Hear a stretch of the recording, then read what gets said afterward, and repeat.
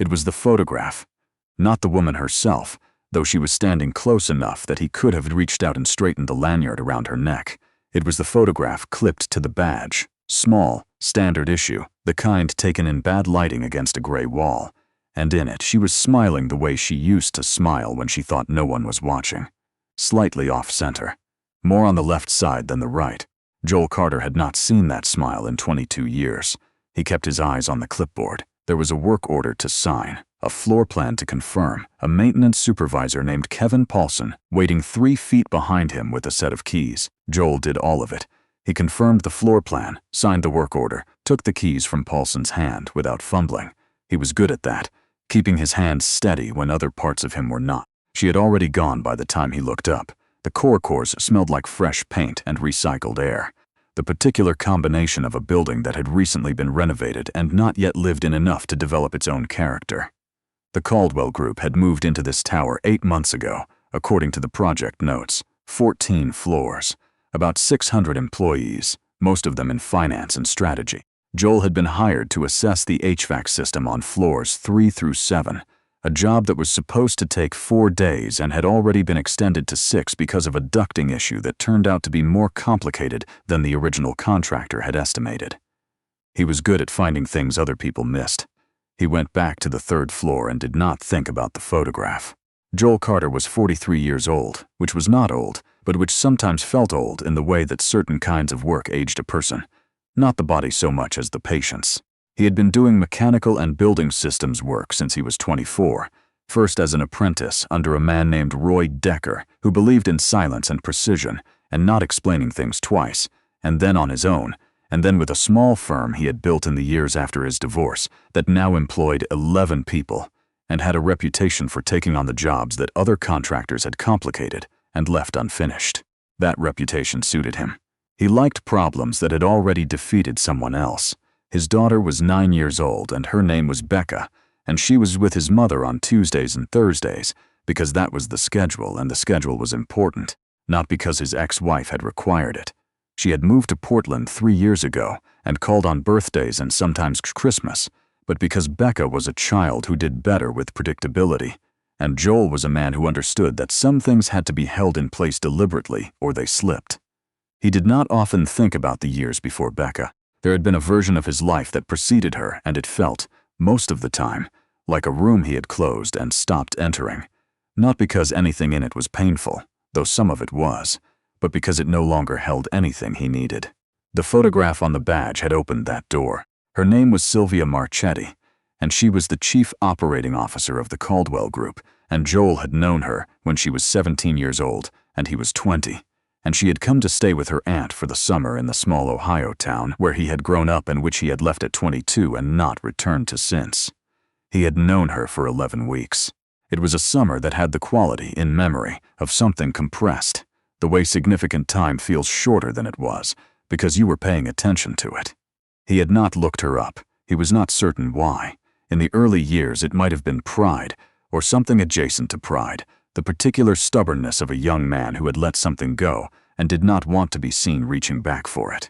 Later it had been inertia, and then it had been marriage and the early scrambled years of fatherhood, and then she had simply become part of the closed room, a detail among others, present only in the specific and unbidden way that the past occasionally surfaced, a song, a smell, the angle of late summer light. He had not expected her to surface in a building systems report. He pulled up the maintenance log on his tablet and confirmed the work order for the 6th floor and did not allow himself to consider what he would do if he saw her again. He saw her again on Thursday. He was in the elevator, the service elevator, which ran at the back of the building and was slower and had a mechanical irregularity on the 4th floor that he had already flagged for repair when she stepped in. She was carrying a coffee and looking at her phone, and she did not look up when the doors closed. The elevator was not large. Joel pressed himself slightly to the left and did not move.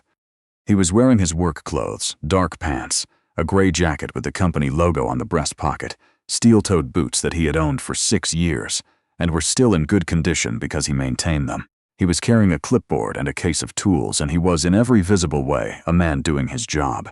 She looked up from her phone on the 3rd floor, nodded at him, at the panel, to confirm the number. She had pressed 7. He had pressed 5. Her eyes moved past him the way eyes move past furniture, noting without registering. He remembered her at 17, standing at the edge of a lake in the early evening, with her shoes off and her feet in the water, telling him about the architecture school she was going to apply to that fall, and how her father thought it was impractical, and how she intended to go anyway.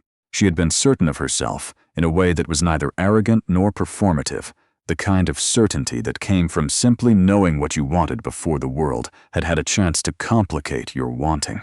She looked, standing in this elevator, at what he calculated was 39, as though the certainty had survived. It had changed shape. It was quieter now, more in her voice and more in the way she stood. But it was the same thing. He got off at the 5th floor. The doors closed behind him and he stood for a moment in the corridor and then walked to the mechanical room and did his work. There was a man on the 7th floor named Darius Whitmore, who was, according to the maintenance supervisor Kevin Paulson, a problem. Whitmore held a position on the Caldwell Group's operations board and had, in the past 3 months, lodged 8 formal complaints about the building systems. The temperature variance between offices, the timing of the HVAC cycles, the air pressure differential near the north stairwell. Some of the complaints were legitimate. 2 of them were not. The 2 that were not had already generated a minor legal threat and caused the building management company to bring in a third-party assessor, which was how Joel's firm had gotten the contract. Joel met Whitmore on his 2nd day and formed an opinion that he kept to himself. Whitmore was the kind of man who used process as a tool, not to achieve outcomes but to establish authority. He wanted people to know that he could make things difficult. He had a way of standing in doorways and asking technical questions he did not actually want the answers to, and when the answers were provided, he moved on to different questions. He was well-dressed and spoke in the measured cadences of someone who had been to many meetings and understood that how you said things mattered more to most people than what you said. The issue on 6, Whitmore said, appearing in the mechanical room doorway on Thursday afternoon, is a liability concern. I want that in writing. Joel looked up from the duck junction he was examining. The issue on 6 is a pressure imbalance from an undersized return. It's a comfort issue. I'll have the correction spec to building management by end of day Friday. I want it documented as a liability. That's a legal determination. I do building systems. Whitmore looked at him the way men like Whitmore looked at men like Joel, with a specific brand of annoyance that was less about Joel himself and more about the fact that Joel had not adjusted his posture or his tone in response to being looked at. I know who your firm is, Whitmore said. I can pull this contract. You can request that building management review the contract. You don't hold it. Joel returned to the duck junction. I'll have the spec to them by Friday. Whitmore left. Joel finished the inspection and wrote up his notes and did not mention the conversation to Kevin Paulson, who would have found it stressful. Paulson was a man who found most things stressful. Joel had worked with many people like him and had learned that the most useful thing you could do for them was simply to make the problems go away before they became visible.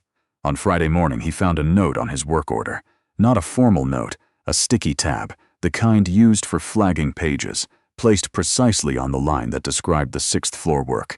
The note said, "The return spec on 6 is correct. The complaint was filed without authorization. You don't need to modify the documentation. No signature." The handwriting was careful and left slanting, and he knew it was hers before he allowed himself to know it. He stood with the work order in his hands for a moment. Then he filed it with the rest of the documentation and went to work. The Caldwell Group held a quarterly review meeting at the end of every month, and the building management company had asked Joel to attend the portion that involved facilities and infrastructure. A 20-minute segment in the middle of a 2-hour meeting, which meant he was required to be present for the full 2 hours because the schedule shifted. He sat at the end of the table with Kevin Paulson and the building's facilities manager, a woman named Joyce Ellison, who was efficient and did not waste words, which he respected. There were approximately 30 people in the room. Darius Whitmore was seated 4 chairs to the left of center, positioned where he could see both the door and the presentation screen simultaneously. Sylvia Marchetti was at the head of the table. He had understood that she would be there. He had allowed himself to understand it on Wednesday evening when he reviewed the meeting agenda, which had her name at the top under the COO designation, and he had decided that it was not a problem. She did not know who he was. He was a contractor at a facilities meeting. These were uncomplicated facts. She ran the meeting the way he had expected, efficiently, without ornamentation, giving each item the time it required and not more. She asked questions that were specific. She disagreed with something, she said so without preamble, and without making the disagreement feel like a verdict. He watched her manage Whitmore's interruptions with a technique that was almost mechanical in its precision. She acknowledged his point, restated it in reduced form, and moved on, and the effect was that Whitmore's interruptions became progressively shorter because there was no friction to feed on. When the facilities segment arrived, Joyce Ellison presented the summary, and Joel provided the technical specifics when asked. He spoke clearly and without elaboration and answered the follow-up questions directly. He was aware of her at the head of the table during all of it in the specific way that you are aware of something you are deliberately not looking at. He was gathering his notes when she spoke. "Mr. Carter." He looked up. She was looking at him with an expression that was composed and professional, and underneath that, something else. A quality of careful stillness, the way a person looks when they are controlling something that would otherwise show. "The ducting correction on 3, she said. Will that affect the pressure differential we discussed last quarter?" It was a real question. He answered it, but she had known his name. He thought about it in the elevator on the way down. There were 2 possibilities. She had his name from the work order, which was the obvious explanation, and also the one that required nothing further of either of them. Or she had recognized him at some point in the preceding 2 weeks and had chosen not to indicate it. Both possibilities led to the same practical outcome, which was that nothing had changed and he was a contractor finishing a job and she was a COO who had asked a technical question, and they were strangers in every sense that the word applied to professional settings. He had been telling himself this, in various forms, for 2 weeks. It was not entirely convincing. He finished the 6th floor correction on Monday and submitted the documentation and was preparing the final report for building management when Kevin Paulson appeared at the door of the mechanical room, looking as though he had recently received complicated news. "Whitmore filed another complaint," Paulson said. Joel did not look up from the report. "About what?" "The documentation language. He says it doesn't specify liability clearly enough. It specifies what it specifies. Building management approved the format. He's threatening to escalate to legal." Joel set down the tablet. He had been in this position before, the position where a person who was not interested in resolution was using legitimate processes to generate friction, and where the most efficient response was not to engage with the friction on its own terms, but to remove the source of it. He had learned this from Roy Decker, who had learned it from 20 years of commercial construction, and it was one of the more useful things he carried. "Tell building management I'll have a supplemental technical memo by end of day. It won't change the finding, but it'll use language that forecloses the argument." Paulson looked only partially reassured. He's going to keep doing this, probably, until someone stops him. Joel picked up the tablet. "That's not my job." He was in the parking structure on Tuesday evening, loading the tool case into his truck when he heard footsteps. Not the hurried footsteps of someone trying to reach a car before the structure closed, but the deliberate ones of someone who knew where they were going and had chosen this direction specifically. He straightened and turned before he had consciously decided to. Sylvia Marchetti stopped a few feet away. She was wearing a coat over what looked like the end of a long day, the kind of slightly loosened professional presentation that meant the meetings were done. And she was holding her keys and she was looking at him with the expression from the conference room, except that there was nothing professional in it now. It was just the expression itself. "I've been trying to decide," she said, "whether to do this." He waited. "You're Joel Carter," she said. "You grew up in Millhaven. You worked for a man named Roy Decker. You had a green truck with a dent in the passenger door, and you knew every back road between town and the lake, and one summer when I was 17 you taught me how to read a topographic map because I wanted to go hiking and didn't know how." She stopped. "I recognized you," she said, "the first day." Joel was quiet for a moment. The parking structure was nearly empty at this hour. The ambient sound was fluorescent lights and the distant hum of the city outside. "I recognized you too," he said. She looked at him steadily. "You didn't say anything. Neither did you." Something shifted in her expression. Not quite a smile, but the precursor to one, the thing that happened in the face before the decision was made. "No," she said. "I didn't." He had questions, the kind that accumulated over 22 years. Not accusatory questions, but the simple factual kind, the ones that formed naturally in the space between who someone was and who they had become. He did not ask any of them. There was time for questions. The fact that there was time for questions was itself significant. "The note on my work order," he said. "Whitmore was out of line. He's been out of line for 3 months. I should have addressed it sooner." She paused. "I didn't want you to think the complaint was legitimate. I didn't think it was legitimate. I know. I read your documentation." He leaned against the truck and looked at her. "You read my documentation. I read everything in this building that has my name on the org chart above it." She said it without apology, because it wasn't something that required apology. "Your work is good. It's actually very good. The previous contractor missed 3 of the issues you flagged. They were looking for obvious problems. Obvious problems are easier to bill. Is that a commentary on the industry?" "It's an observation." She almost smiled. "You haven't changed much." He thought about Becca and the divorce and the years of building something from the materials available to him after the easier plans had not worked out. He thought about Roy Decker and the 11 people who now relied on his firm and the discipline of showing up on time to jobs that needed doing and doing them correctly. "I've changed some," he said. "I meant the way you talk." She glanced down and then back up. "Direct. Like you've already decided what you're going to say before you say it. Haven't you? Usually." She turned her keys over once in her hand. I have a question. It's not a professional question. You can ask it. What are you doing after you finish the report?" He considered the question in its plain form. He was going home. He had a daughter at his mother's and a report to finalize and a Tuesday-Thursday schedule and a green truck that no longer had a dent in the passenger door, but was otherwise not entirely different from the one she remembered. "Nothing that can't be moved," he said. She nodded once, the way she nodded in the conference room when something resolved correctly. "There's a coffee place on the corner of 5th and Caldwell. It's quieter than it looks. I know it. 6:30. I'll be there." She walked away without looking back, which he remembered about her. She made decisions and then did not second-guess them, and she did not seek confirmation of decisions once made. He had found it striking at 20. It was still striking. He got in the truck and sat for a moment before starting the engine.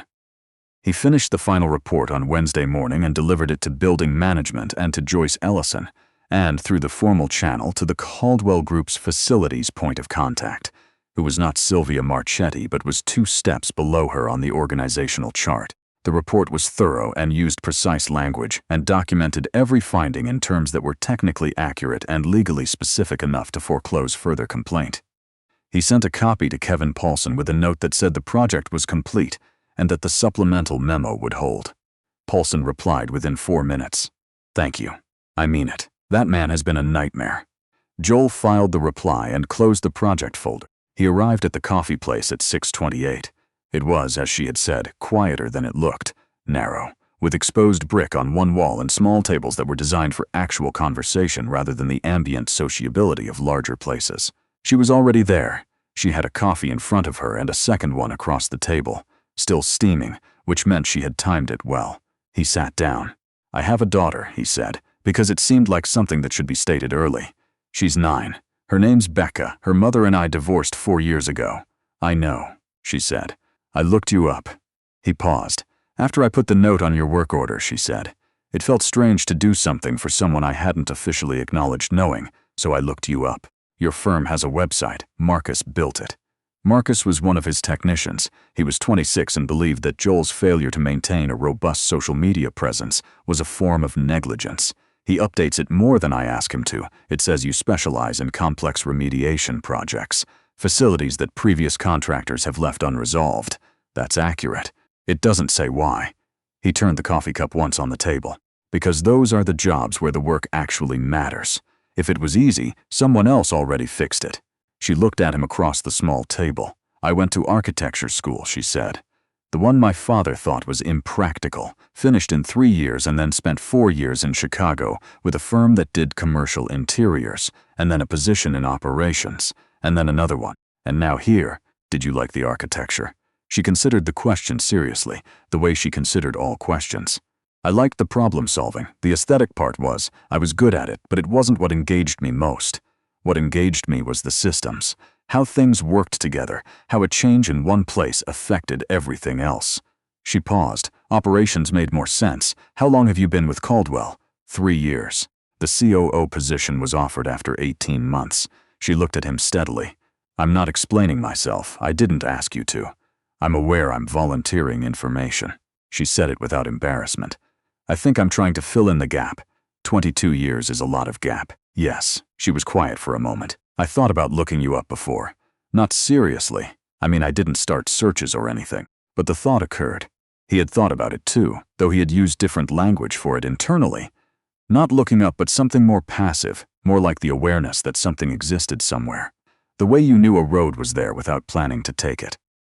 I have Becca on weekends, he said. She's the main thing. I want to say that clearly. I understand. I'm not saying it as a disclaimer. I'm saying it as a fact about what my life is. She nodded. I don't have children. I haven't been in a serious relationship in 4 years. I'm saying that as a fact about what my life is. He looked at her and she looked at him, and the space between those two statements was not empty. It contained everything that had accumulated in 22 years of separate lives. Not loss exactly, because neither of them had been sitting in a room waiting. They had both been doing the work that was in front of them, which was what people did. But there was something that had remained coherent across all of it, some continuity of the original thing, and both of them were aware of it in the careful and unspoken way that adults were aware of things they had decided not to be reckless about. The topographic map, she said. He looked at her. I still have it. She held his gaze, and there was something in her expression that was neither professional nor composed. It was simply true, the way she had been at the lake at 17 when she said she intended to go to architecture school regardless of what her father thought. The one you marked up for me. The one with the trail notes. He had used a red pen. He had marked the elevation changes and the water sources and the places where the trail was ambiguous and required judgment. He had handed it to her folded, and she had put it in the front pocket of the bag she carried that summer, canvas, with a brass buckle. And he had not thought about the map in years, had not remembered it until just now. And the fact that she still had it was not a small thing, and they both knew it was not a small thing. I should have kept in touch, he said. It was the plainest thing he could have said, and also the truest. We were young, she said. We were. He turned the coffee cup again. We're not anymore. She looked at him. No, she said. We're not.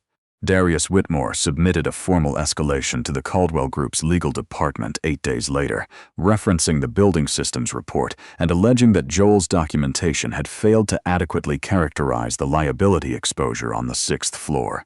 It was the 4th formal escalation Whitmore had filed against a contractor in 14 months. The Caldwell Group's general counsel, a woman named Patricia Sue who had been in the role for 6 years, and who had read Whitmore's previous 3 escalations with increasing resignation, reviewed the documentation and the supplemental memo and the original work order, and then requested a meeting with Sylvia Marchetti and 2 members of the operations board. The meeting lasted 40 minutes. Whitmore's escalation was found to be without technical merit. The documentation was confirmed as complete. His conduct in relation to the building systems project was referred to the board's governance committee for review of whether his complaint activity met the threshold for formal censure. Paulson sent Joel a text that said, "It worked. He's been referred for review. I could cry." Joel read the text and did not reply immediately because he was in the middle of a measurement that required both hands. And then he replied, "Good." And then, because Paulson was the kind of person who needed to know things were actually resolved, the documentation was correct from the beginning. That was always going to be the outcome. He put his phone away and finished the measurement. On the 3rd Saturday in October, he took Becca to the Science Museum, which was her current preference, and they spent 2 hours looking at the geology section, because she had recently developed a significant interest in rocks, which she described to him in detail during the drive home with the focused intensity of someone who had made a new discovery and required the nearest available adult to understand its full importance. He listened. He asked questions that were genuine. He had always found it easy to be genuinely interested in the things Becca was interested in, which he suspected had something to do with the part of him that was interested in how systems worked. She had that quality too, the wanting to understand the mechanism underneath, and he did not know whether she had gotten it from him or had arrived at it herself, and it did not particularly matter. He had told her, simply and without much drama, that he had reconnected with someone he used to know, a woman named Sylvia who worked in a building he had done a job in. Becca had asked, with the directness of 9-year-olds, "Is she nice?" "Yes," he said. "Do you like her?" "Yes." Becca had considered this for approximately 4 seconds and then said, "Okay." And then she had returned to the documentary she was watching about tectonic plates, which was apparently more immediately pressing. He had found this response clarifying in a way he had not expected. The thing about the closed room, the one he had not been entering, was that it had not been closed because it was painful. He understood that more clearly now. It had been closed because he had not known what to do with its contents, which was different. You closed rooms when the contents had no present use, not because you intended to leave them closed permanently. He had simply not known he would ever have a use for what was in there. The coffee place on 5th and Caldwell became a Thursday thing. Not every Thursday, because both of them had schedules that made every Thursday impractical, but most of them. They talked about the things that needed talking about, the years between, the choices made, the version of each person that had emerged from those choices. They did not treat the 22 years as a wound or as a debt. It had been time, and they had both used it, and now they were here. She came to the Science Museum on the 4th Saturday because he had mentioned Becca's rock interest, and she had said, straightforwardly, that she knew something about geology from her architecture training and wondered if Becca would find that interesting. Becca had found it very interesting. Joel had watched the two of them at the mineral display. Becca pointing at a schist sample and asking something, Sylvia examining it with the focused attention she gave to everything, answering in terms that were precise but not condescending, and had felt something that was not quite any single nameable thing, but that had a quality of rightness to it, the way a properly aligned system had a quality of rightness, the way a correction installed where a problem had been felt different than an area that had never had the problem to begin with. He did not say any of this out loud, but on the drive home Becca said, with the considered authority of someone who had gathered evidence and reached a conclusion, "She's actually really smart." She is, and she knows about rocks, evidently. Becca looked out the window at the passing city. "I think it's okay," she said, which was, from Becca, as close to an endorsement as things got. The topographic map was in a flat wooden box she kept on the shelf above her desk at home, the kind of box that held things that had no practical category but that needed to be somewhere specific. She had moved it through 5 apartments in 2 cities and had not once considered leaving it behind, though she would have been hard-pressed to explain why in terms that sounded rational rather than sentimental. She showed it to him on an evening in November, when he came to her apartment for the first time and stood in the entry holding the bottle of wine he had brought and looking, for just a moment, slightly less certain than usual. The map was folded into quarters. It was 22 years old. The red ink had faded to a dusty rust color, but the markings were still clear. Elevation lines annotated in his handwriting, water sources circled, a section near the lake's western edge where the trail split, and he had written in very small letters, "Take the left fork. It's worth it." He looked at it for a long time. "I meant the hike," he said. "I know you did." She folded it along the original creases and set it back in the box. It was worth it. He looked at her across the room. She looked back. The evening had a long way left in it yet, and neither of them was in a hurry. They had both, in their different ways, learned the value of doing things correctly rather than quickly. They had learned when to leave a problem alone and let it resolve, and when to put your hands on it and work it through. They were still working on it, and it was, like most things worth doing, taking exactly as long as it needed to.